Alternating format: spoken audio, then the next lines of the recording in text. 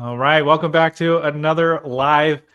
A lot of people struggle with sales, but if you can't get sales right, then you can't really run a business, you can't grow a business. And if you're in a sales role, you're probably not going to stay in that role very long if you can't sell. And I feel like with sales, a lot of times we see people who are really great at selling and we think that it comes naturally. And then, for some people, they definitely are more natural at it than others.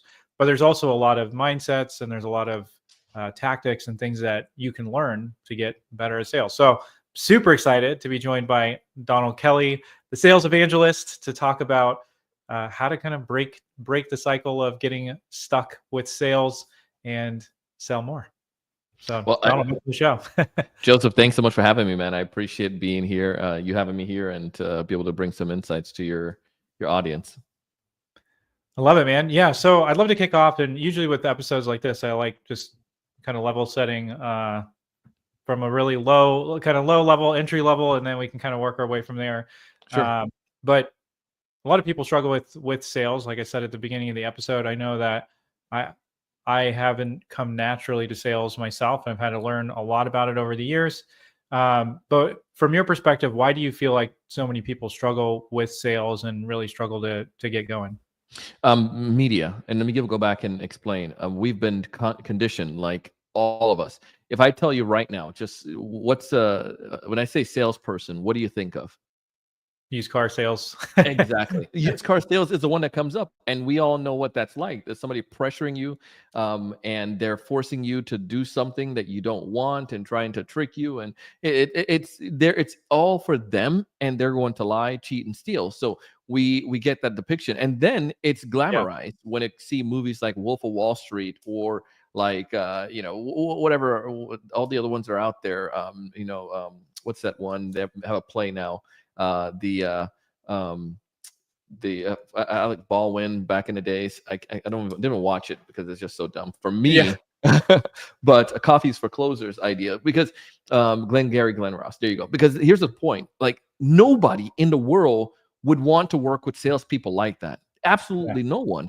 So if that's the case, then why do we? But it makes for great movie. It's drama, but to actually be that type of person, nobody wants to sell or work with that person. So then now we have this depiction that salespeople, all of them are bad. But if you make a movie about a really good salesperson, I promise you, it would be the boringest movie in the world, unless it's going to be for us who understand about building relationship, building value, about creating value. Like we'll probably be interested in that, but I don't think it's going to go like box office smashing like you're going to see Wolf of Wall Street with drama and stealing and making media and all that stuff. So the point is, I feel like that's where people get this depiction of sales from. And also inherently sales, it's a avenue where, I mean, let's just be real. The name gives it away. It's money, it's sales.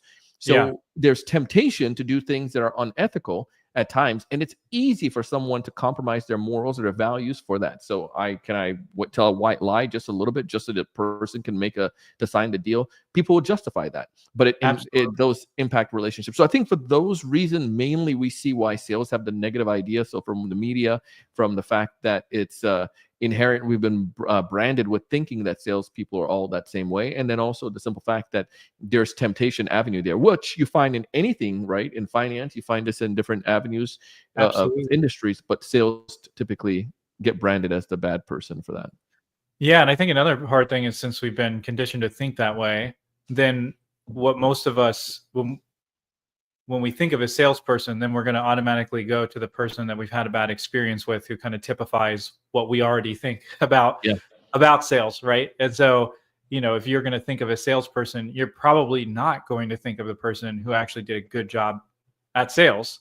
You're not going to think of them as a salesperson. You're going to think of them as, your friend, or somebody that helped you solve a problem, or as a consultant, or, somebody who gave you great information, almost more like, a teacher, or somebody who, was a problem solver alongside with you. And so you almost don't even realize that they're in sales, right? But then when you know somebody who is in sales, it's like, okay, so for example, I this week got a calendar invite from somebody I've never met, didn't sign up for anything with them, nothing like that. And I'm very protective of my calendar. Like I run my life off my calendar. So, they're trying to trick me into doing that. And it's things like that, right? That give it a bad Yeah. sales and marketing, a bad reputation. But at the end of the day, I'm thinking of that guy as a salesperson because I'm already thinking that way. And I'm kind of positioning them that way. And then I go, oh, sales is gross. You do things like put random calendar invites and trying to trick me to jump into something I didn't want to join.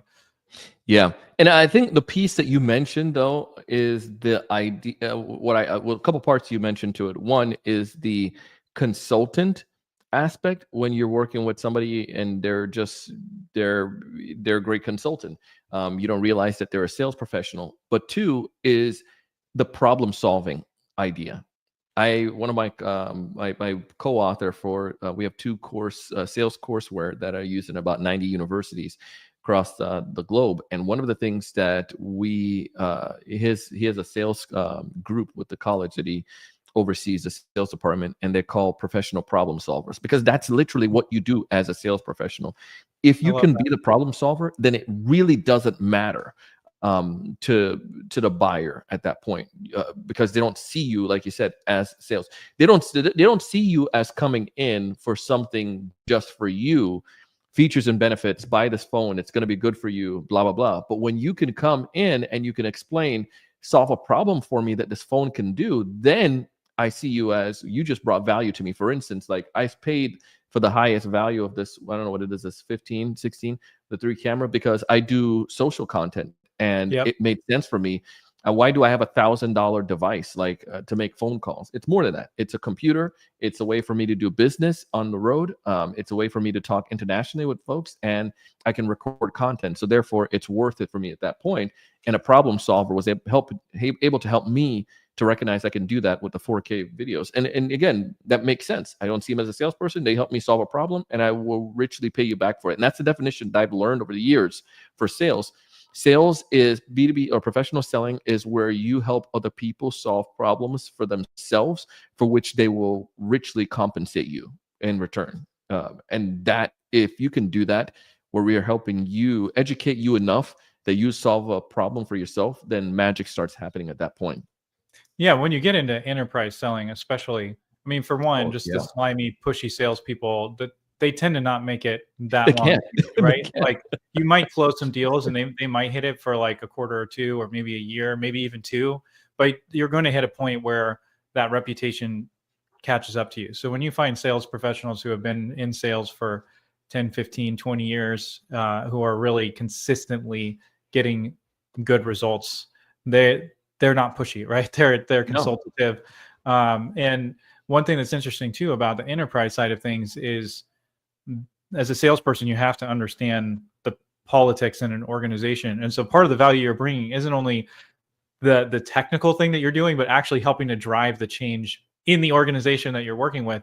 And there's a lot of value to that in and of itself, because if you're somebody who needs to bring something in to solve a problem, you're going to have to get buy-in from other people on the team. And sometimes people aren't good at doing that. And a good salesperson is going to help them figure out, okay, who else needs to be involved to make this happen? They're going to help get those people onto the same page. They're going to educate the internal champion and the buyer on how to communicate effectively to the other people on the team, actually get this across the line. And so, in that case, you're not only helping solve a problem, but you a lot of times are ending up coaching that person how to actually get change to happen in their organization. And you may or may not even be compensated for doing that if you don't end up getting the deal. You just did a bunch of free consulting. And so, you gotta make it worth the while, and make sure people who are doing that are compensated. But I've seen that firsthand, in both being involved in that and also having good salespeople that I've worked with, where they really do help you understand what it's going to take to bring about the change you're trying to in your organization. And there's a lot of value in that. Yeah, 100%. There is a book, it's called, forgot the author's name, this co-author, I had him on my podcast, but essentially it was, one of their message, or one of the points they made in their book, was that as salespeople, we are in high demand to the right companies. And the reason being, like, we go into so many different organizations and we see stuff and we hear stuff. So executives sometimes will take meetings with salespeople for the free consulting, because they can pay the McKinsey rep to do the stuff, But when they're getting this from a salesperson who just been in their competitors, boardroom, so to speak, or some of these other executive meetings, and learn about the challenges other companies are facing and relative to their problems as well, Yeah. they can see it, they see it as consulting, great consulting. So the sellers that can do that well, magic happened to them. So Yeah, I love yeah. that. Yeah, so then let's dive a little bit into Sure. some of the specifics of things that people need to change in order to sell better. And so I know that it's more complex than this, but it's kind of these two buckets where people get stuck. One is they have the wrong mindset about sales or about approaching customers or about themselves, their own identity, things like that. And then you've got the actual, skill sets, the hard skills that you need to actually, do the job, having a solid sales process, and then, managing your CRM, managing deals, follow up, all the actual tactical stuff. Which of those two do you feel like is more important for success in sales? It's a good one. So managing the deal versus the prospecting side, essentially, right? Just like uh, the mindsets that we have Yeah. are often like head trash, right? Like, Yep. oh, I don't want to cold call anybody because I don't want to interrupt their day. That's a mindset Sure. that holds people back versus like the actual tactics of how to Mindset. manage your sales Yeah. pipeline, things like that. In a pandemic, our best-selling program, we partnered with an organization, and it was a mindset program. Here's what happened, because March, let's say March, I can't remember the date, but when the world came to a shutdown in 2020, like everyone was thinking, what am I going to do? No one is going to buy. No one is going to do anything at this point. Everything stalled. So it's not that the salespeople didn't have the capabilities to do phone calls or to send emails or to, conduct meetings. The mindset that they had wasn't no one was going to do it, and that impacted their performance. And it was one of our best-selling program at that point, was the mindset component. And then here's the other piece that I find is that some of the tactical components, when it comes to B2B selling, I mean, it's very just like basic that the motion anyone can do. Anyone can pick up the phone. Anyone can write that email. I mean, tactically, you can learn some of that stuff. We can teach you the techniques and so forth. But one of the things that we always say in our training program is like, if you don't come with the desire to sell, there's absolutely nothing that I can do. I can train you. And we have all seen those when we worked with sellers, where you have a room of 20 sellers and you have the old OGs in the back, and they're not doing anything. They don't want to learn anything. They've done this all before. They're not going to participate. And it's like, yeah, I can speak on till I turn blue in the face. It doesn't matter unless they have the desire. But you get that young whippersnapper who wants to hustle and make some money and soaks up everything that you do, you share and try and test it. They see a better performance because their mindset is different.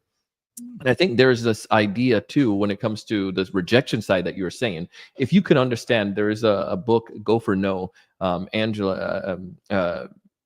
Andrea and her husband wrote that book, and they're friends of ours. And one of the things that they emphasize with that book is like, the numbers, like you're going to get X amount of no's before you get a yes. And the great sellers, they know that it's just not everybody in the market is ready to buy right now, but don't take it personal.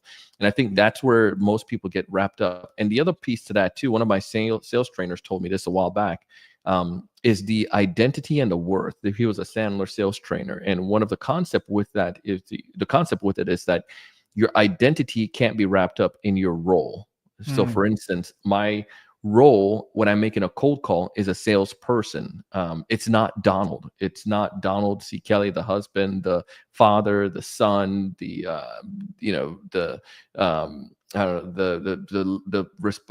person involved in his community and with his church. Like, that's not who the prospect is seeing. Go back to what we started off the episode. They're seeing somebody interrupting their day, trying to sell them something that they believe they don't need. So when they hang up on that, it's not hanging up on Donald. They're hanging up on the sales person. I don't know if that makes sense. And once I made that distinction, it's like, bro, that's fine. Don't take it personal, because it's not a personal attack on me. No matter how nasty they are, it's not a personal attack on me because they don't know me. they're talking to a seller that they feel is beneath them. That's how they're thinking in their mind, that you're intruding on my side. So your role, I don't think sellers are beneath the buyers by all means. I'm just going into the thinking of the buyer's mindset. Absolutely. But the concept though is that you need to separate that role from the identity. So you don't want to go back and say the next end of that, like, oh man, I'm so horrible. Nobody likes me. Nobody wants to talk to me.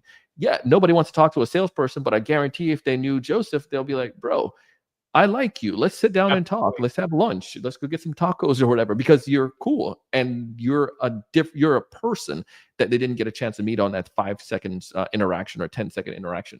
But a mindset component, we need to have that. So your identity, your role, the sellers who are great, their identity emphasize, or their role is not reflective of their identity. Their identity helps their role, is reflective of their role. So again, the seller who's super confident in themselves and they get to hang up, they're like, no problem, let's go to the next one, because I'm Donald. I'm Donald freaking Kelly. I'm a top no matter what. And I'm going to go to the next one. Just runs off the back. But the sellers that are mentally weak, they're so wrapped up in that role or that responsibility that failure in that impacts them. I'm going to give you one last example, and this is the way they explained it to me too. Like, you go to school, you did really good in reading. Like, Joseph, you're just like a killer reader. You read so well. You're amazing in science, like just amazing. You're fantastic when it comes to PE. You win all those presidential awards, and then you're a killer when it comes to geography. But math just kills you, man. It's just really tough for you, and you get an F in math. What happens is that they label you as a failure. Like, Joseph is a failure, but they don't judge you on all the other ones to say no. But in your mind, you think, I failed. No, you just you're not good at calculating the numbers yet. Let's figure out how to fix that. But you're great in these other areas. So you're a bad student when in actuality, you're not a bad student. But if I'm wrapped up in my identity, I might have just had a bad teacher. Yeah, there you go. It's not my identity that's bad. I'm so confident in myself that I'm like, screw it. I know I did well in these other areas.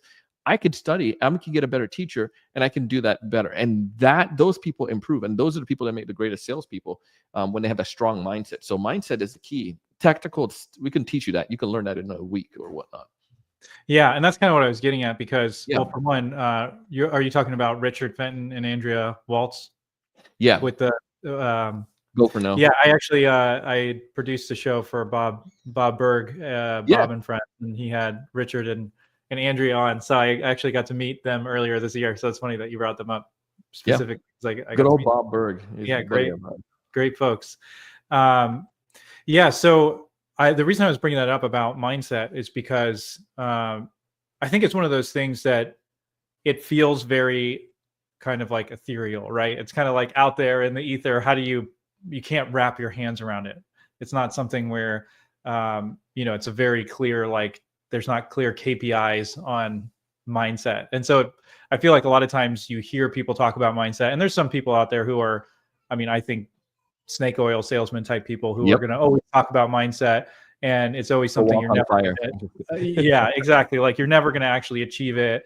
And they're always kind of making you feel like you're lacking something unless you get this mindset that you can only get through their $40,000 a year mastermind or whatever. We've all seen those people. But over the last couple of years, I've found that mindset absolutely matters in just about everything that you're doing. And it really comes down, like you said, to your identity and the way you think about yourself. And so I totally agree. I don't think you could be successful at sales, and I don't think you could be successful at content creation, which is kind of where I typically live, either, without having the right mindset. Because, like, a lot of people, 100%. When I try to help them launch a show or do something like that, they get hung up on, oh, well, what if somebody doesn't like it? Or what if somebody leaves a nasty comment or whatever? And it's like, well, they're going to. And so is your identity going to be in the negative comment? Like, I have a YouTube channel totally separate from B2B anything. It's just I build stuff, and I've gotten a huge amount of success on there. And there's a few videos where I've gotten a couple thousand comments, and probably about like 60%, 70% are really nice, and 30 to 40 are like You did it mean, wrong. like mean, like downright, like people just being absolutely nasty. And for a while, it was bothering me. And then, I got to the point where I'm just like, whatever. I didn't create it for you. I'm not concerned about what you think about me as a person. Whatever. Thanks for helping my content get further reach. Exactly. We'll move on. Those are people that are the ones like that's when you know you've made it. Where I had one on. I interviewed this guy, famous in the sales world on YouTube, Jeremy Renner, Jeremy. But if you have been on YouTube and you're do anything with sales, you probably get hit by his videos. But we tried something different with those videos at one point. This was like probably 3 years ago, where we just, instead of showing the whole YouTube video, the podcast interview, we just broke up the main parts and put that. Then I had somebody comment, it's like, you really nasty word. It's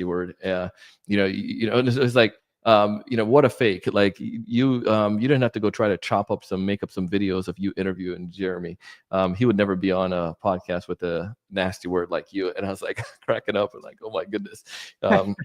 It's fine. I'm made it, but I delete that comment. I'm like, I don't want that garbage there. But the point is, it wasn't something that was causing me to lose sleep because someone had their own vision of what they thought was right. I knew what was right. Jeremy knew what was right. So I'm like, screw you. Let's go on to the next one. And I think that's that's the critical component there. It's like, you can't let it hold you back.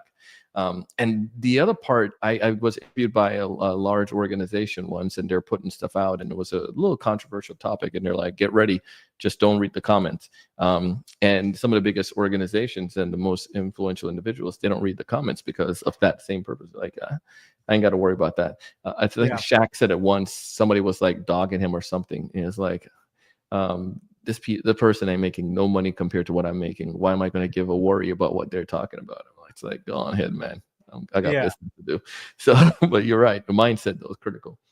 Yeah, because otherwise you're just gonna freeze, right? So kind of bringing it back to the sales piece, like I think another huge component of mindset, because I tend to take a very relational approach to sales, sometimes maybe a little bit too much, right? You do have to, at a certain point, like I don't think aggressive is the right word, but you have to be persistent. You have to be confident in what you're doing. And if you know that the person needs exactly what you're doing, and that if they don't do what you are offering to them, that they're actually going to be in a much worse position. At a certain point, you got to be like, hey, like we should work together, right?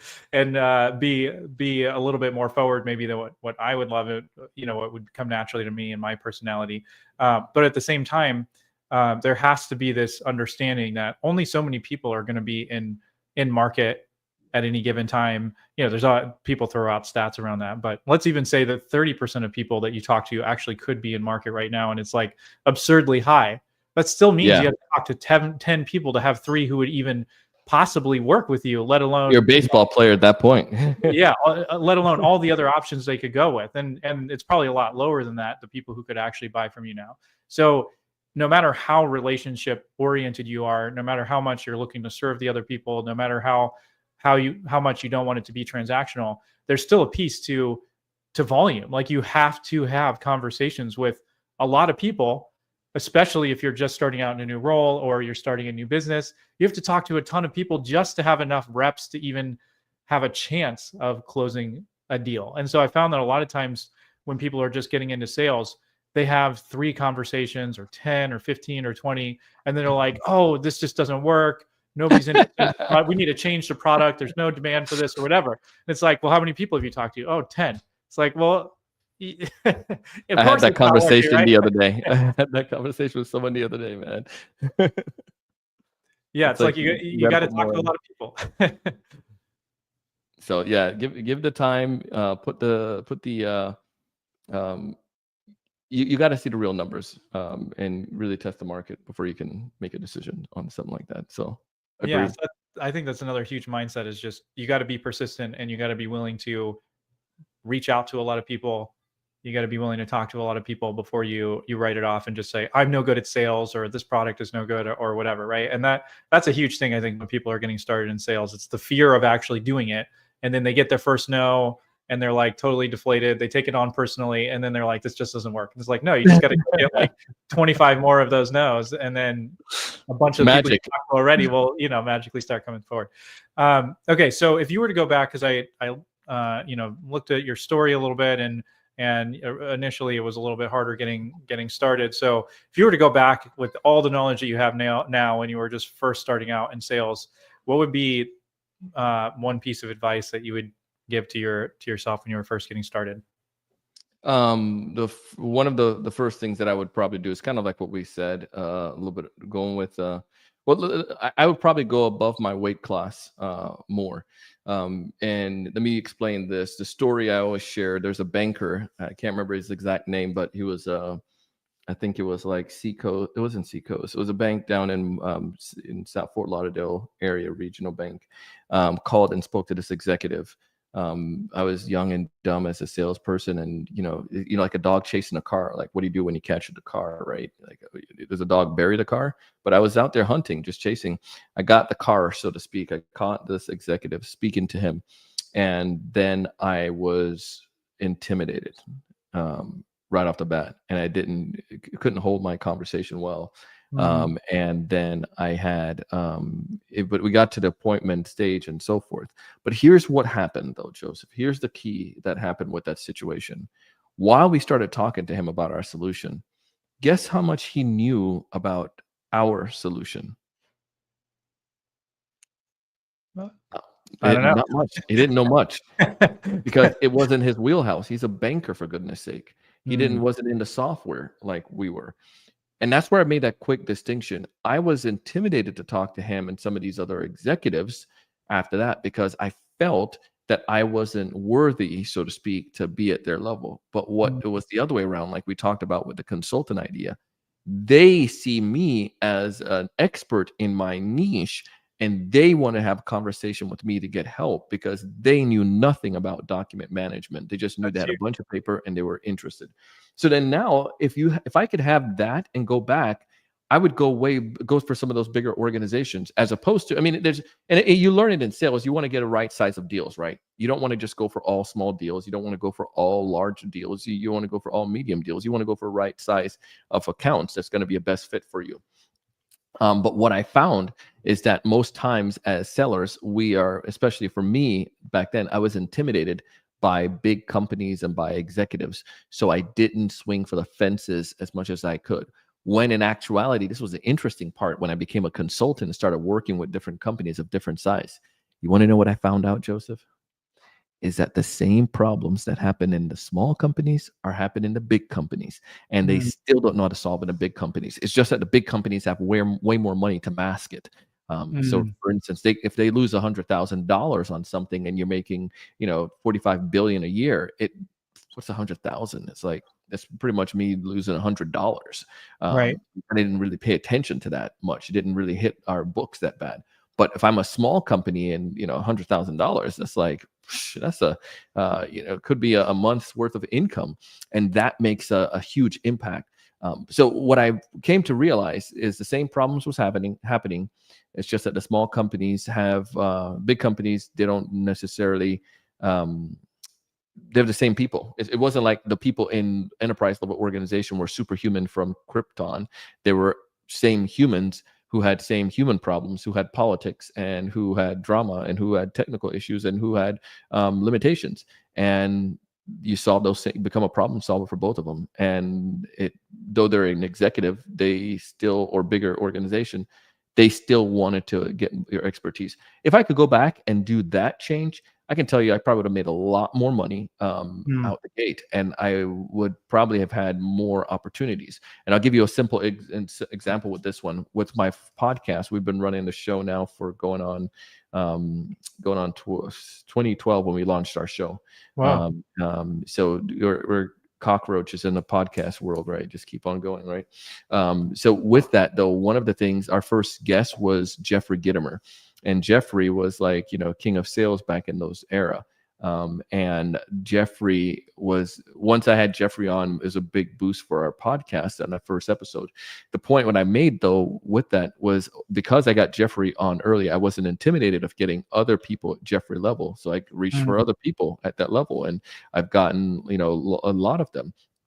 But the point is, imagine if I did the same thing with sales, my numbers probably would have been 10 times as much. And again, still do your mid-size level in some of those SMB deals. But the point is, that's the lesson I would give back to myself back then. Yeah, I love that. And actually, I was working with a client last year on launching a show, and he said exactly that. Like basically, he started interviewing people that were, he thought, like way further above his level. And he started interviewing them, and he's like, oh, wow, I have way more confidence after like 5 episodes to have conversations with executives at these companies, whereas I wouldn't have even thought of reaching out to them because I didn't think that they would give me the time of day. And I didn't feel comfortable having a conversation or holding on a conversation with them. And then it's like you have a few conversations and you realize, oh, these are just people. And in fact, they're people who have the power and the money to actually do something about the problem. And so they're more interested, they're more motivated to actually solve the problems. And if it's not them directly, then they know who in the organization you need to talk to and can point you to the right person. So, getting in front of those folks definitely makes a huge difference. And then, those bigger companies also just have money to spend, just small business, they don't have any money to spend. It doesn't matter how much they want to solve the problem or how big of a problem it is. If they don't have money, they don't have money. So going after the bigger companies, that's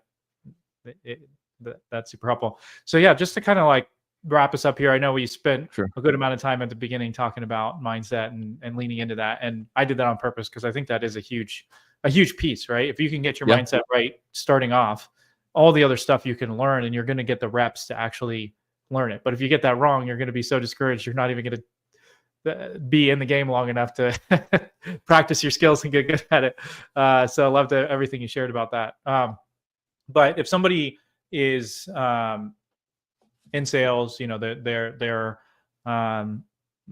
maybe they've been going at it a little while and they've gotten over the hump of reaching out to people. They have some pipeline, but they're struggling to close it as effectively as they'd like.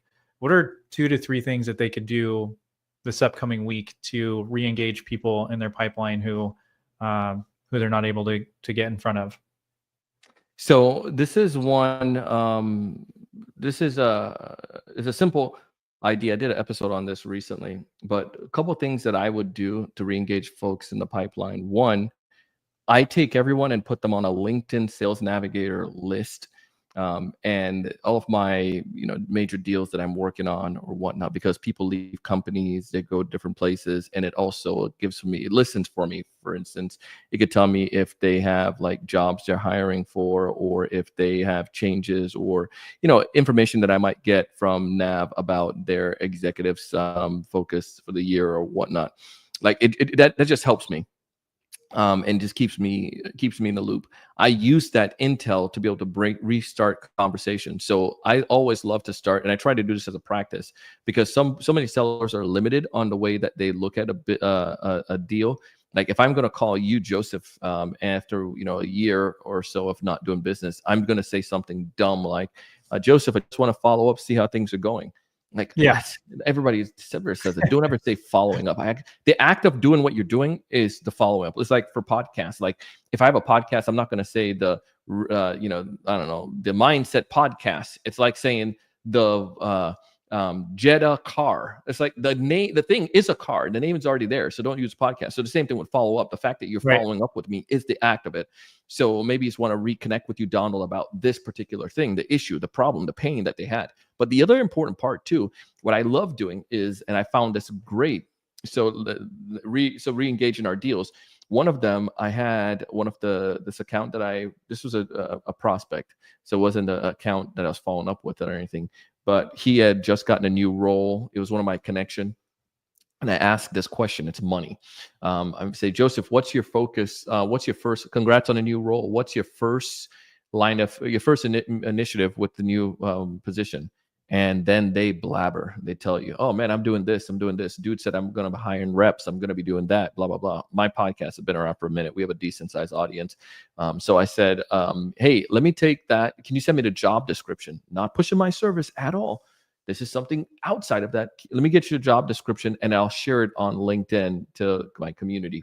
And PS, do you guys do are you guys doing any internal training for them, or are you going to outsource their, their fundamental training? And he was like, oh, we'll probably do. I'm open to stuff. And we had an appointment and opportunity to develop from it.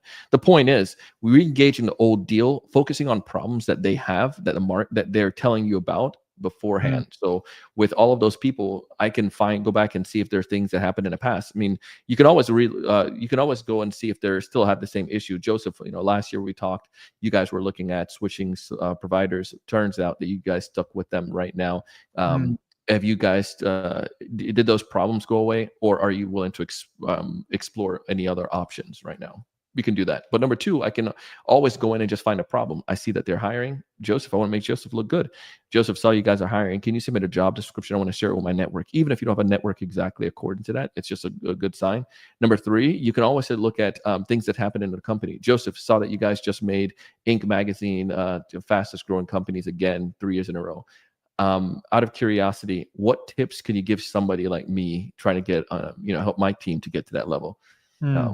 But it's all this stuff that it's stuff that they're posting about, or the job one. He just got a promotion. Joseph, congrats on the promotion. What's your first line of business, first order of business in a new position? Or Joseph, saw that you guys just got a new CEO. Is he just as bullish as your old one, or is he? Do you think he's going to take the company in a more successful route? Whatever. It's a conversation. But now. Yeah. It doesn't, and this is a limitation again, Joseph. I look at it in this sense, when you're talking, go back to the very jump, and you do this because you're saying a relationship person. It's about the relationship, but people automatically think, like, salespeople go back to this reptilian brain. You have money, I get money from you. Like, yeah, I like to do a dance. And the dance is, instead of me going direct all the time and saying, hey, Joseph, buy from me. Joseph, hey, you guys didn't buy last year, you want to buy right now? Just start a conversation. If I can get you to start a conversation, that's the fact you can get an engagement is critical. Engagement leaves, first you have to break through attention. Once you grab their attention, then you get engagement. That's where you get some kind of interaction or reaction from them. Then you have conversation, and conversation leads to appointments. Most people want to go straight to appointments, and that doesn't work, I find. So anyways, the point is, I'm totally with you. Yeah, that's how I would go about doing it if I were trying to re-engage. Yeah, I mean, and kind of to just pull together some of what you said, it's really just being curious, and you almost have to, you almost have to see it like a game, right? So instead of going in and just doing the lazy thing of like, oh, just following up, and then you can mark it off in your CRM and go, oh yeah, I followed up with them and I still haven't heard back, right? Well, I'll give you a great example. So my brother is in sales. He's done really well. He started in a brand new industry in selling the super high-end radar. He'd never sold into the area, never sold that product before. So he starts out, they go to a ton of events. So he went to an event, he met this guy, they have a great conversation about his radar and what they could do to help solve this specific problem. And then after the conference is done, the guy ghosts him for 2 months. Well, then my brother saw that he was speaking at a conference, and I was like, David, start a show. You didn't have to call it anything, and invite the guy to come on your show as a guest. So he reached out to the guy and said, hey, I just saw your talk, you on this panel about XYZ. I'd love to have you on my show to talk about it, right? Yeah. And 5 minutes later, the guy responded back and said, yeah, I'd love to come on your show. Once the show wrapped up, they get on to like the post-interview call, and the guy said, I just had $500,000 open up in budget. I'd love to work with you. Here's the name of my procurement lady. And they closed the deal in, I think it was less than 30 days. It normally takes 12 to 18 months. And that's now turned into over a $2 million account over the last 2 years. And he was like, there's just no way that he would have even remembered that I existed if I didn't have him on the show. And so it's just looking, you're out there, you're being curious, you're looking for entry points. And like a podcast could be one. It could be a webinar that you have coming up, a training. It could be, like you said, you're just looking to be helpful. And so it doesn't even have to be anything crazy. It's just, oh, you're hiring. I'd love to share that, right? Or I think there's somebody who'd be a good fit for your team, or whatever the case would be, right? You're just looking for ways to continue the relationship, continue the conversation, make connections with people. And sometimes it's even, if they talk about something that you don't solve, making a connection to somebody who can help them solve that problem goes a super long way also, right? Because then you're building relationship with the person you're connecting them with, who might potentially get business, and then you're helping them solve a problem. And then what happens? They remember you, right? And they like you because you connected them with the person who could help them solve the immediate problem. And then when they have the problem that you solve, then they already like you, right? And they want to do business with you. So I love that. That's awesome. Well, Donald, what are some ways that people can find out more about you and what you're up to? Yeah, so appreciate this. The first thing you can do, you can go to LinkedIn if you're watching it live or watching a recording or listening to the podcast or YouTube video, just go to LinkedIn and search Donald C. Kelly, and then don't follow. What I want you to do is to connect. And if you don't know how to do that, if you go next to my name, you'll see a follow button, and then you'll see a 3 little dots. Click on those 3 dots and hit on connect, and just send me a connect. Connect. Listen to you at Joseph's pod. And we can connect there. You can always go home to thesalesevangelist.com, and you could connect with me there. And if you're so keen on doing it, you can also go on Substack and find me as well, Donald C. Kelly. So several different avenues there, but all of those areas you will get some value if you're looking for sales or content stuff. Awesome. Well, thank you so much, Donald, for joining me today. Really, really appreciate it. Great insights. And yeah, hopefully we'll chat again soon. Hey, appreciate it. And then one thing I want to tell you too, like your listeners and folks that are here, is Joseph does this on a regular basis. And I know when my mom would tell me stuff, I would be like, okay. But I go to the neighbor's house and it's like this genius idea. Mom, they said that if you clean your room, you might not get sick. Wow, I've been telling you that for 5 years, 6, 7 years. The point is some outside voices. So my outside voice to you is that Joseph is doing this podcast. Please go ahead and share it with one other person. Like, take the link and share it with one other person. He's doing it for free, and you're getting value from it. And that's all what he's looking for. Just help a brother out with getting somebody else to come back and listen to his podcast. And I know he would super appreciate that. So that's my push for Joseph here from an outsider. But thank Joseph, you, Donald. Really appreciate it, man. Love it. And for everybody tuning in, thanks for joining us, and we'll see you guys next time.